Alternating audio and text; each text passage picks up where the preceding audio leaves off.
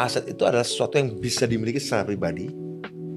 Kalau akses adalah sesuatu kesempatan yang bisa dimanfaatkan secara bersama-sama.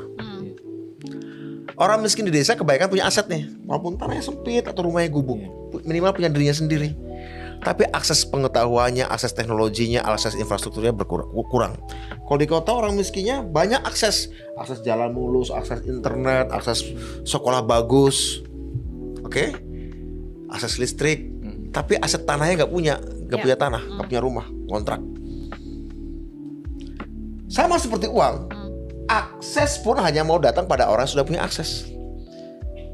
Aset pun hanya datang pada orang yang sudah punya aset. Akses hanya datang pada orang yang sudah punya aset. Aset hanya datang pada orang yang sudah punya akses. Jadi uang pun hanya datang pada orang yang sudah punya aset.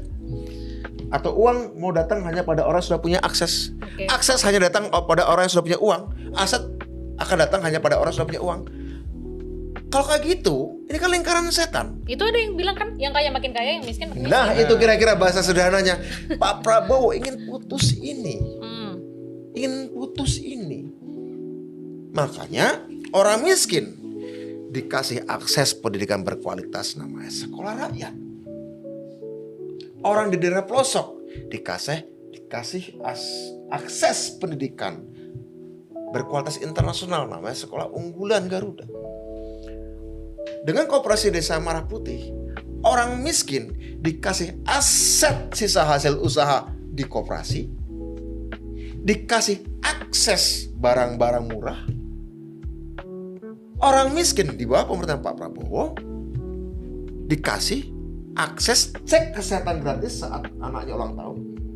Tiap tahun, satu kemewahan yang hanya dinikmati oleh keluarga menengah ke atas, general check up. Sekarang orang miskin dikasih.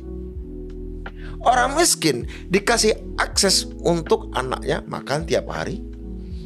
Ibu-ibu yang hamil dikasih akses agar ada asupan gizi untuk janin di bayinya. Dan untuk masing-masing alasan itulah Pak Prabowo mau dijatuhkan. Wow.